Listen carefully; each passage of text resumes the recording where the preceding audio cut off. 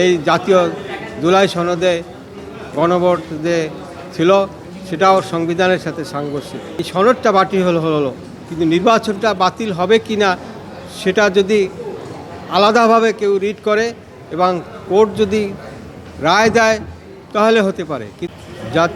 জুলাই জাতীয় সনদ 2025 জাতীয় ঐক্যমত্য পরিষদ যেটি পাশ করেছেন এটার বৈধতা নিয়ে আজকে আমি একটি রিট করেছি এবং এই রিটে আমি রুল চেয়েছি এবং রুল শুনানি না হওয়া পর্যন্ত এই জাতীয় সনদ 2025 স্থগিত চেয়েও আমি রিট করেছি। আমাদের সংবিধানে যে এই জাতীয় ঐক্যমত্য এটি পাশ করলেন, এটা 2025 সালের পাশ করেছেন। এখানে যে সংবিধানের সাথে সাংঘর্ষিক, যা কিছু করতে হবে সংবিধানে থাকতে হবে। উচ্চকক্ষে 100 আসন এটা সংবিধানে নাই। সুতরাং এখন যে নির্বাচন হলো 100টি আসন জামাত এবং বিএনপি ভাগ বাটোয়ারা করবে এবং দলীয় লোকদের মনোনয়ন দিবে এবং জাতীয় অর্থের অপচয় হবে। এবং সংবিধান হলো যে কোনো বিষয় সংশোধন করতে হলে, অ্যামেন্ডমেন্ট করতে হলে 2/3 মেজরিটি সংশোধনে পাশ করতে হবে, তারপরে যে কোনো সংবিধান সংশোধন করতে পারে।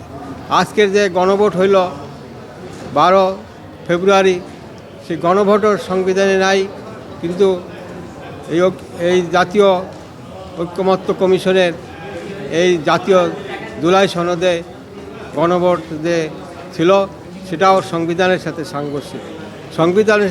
সংবিধানের 65 অনুচ্ছেদে আছে যে বাংলাদেশের 300টি আসন সরাসরি নির্বাচন হবে, কিন্তু উচ্চকক্ষ বলতে সংবিধানে নাই। সংবিধানে যে যা কিছুই থাকুক সেটা সংশোধনের মাধ্যমে আনতে হবে, তারপর সেটা করতে পারে। সংবিধান সংশোধন ছাড়া যে কোনো কিছু করবে সেটা অবৈধ এবং সংবিধানের সাথে সাংঘর্ষিক বলে গণ্য হবে। এই মর্মে আমি আজকে রিটটি করেছি।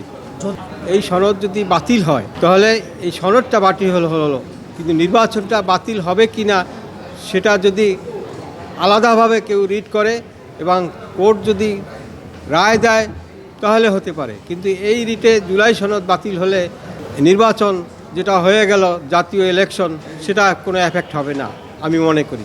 জুলাই সনদের ভিত্তিতে গণভোটটি হয়েছে, কিন্তু জাতীয় নির্বাচন সেটা ইন্টারিম সরকার করেছে।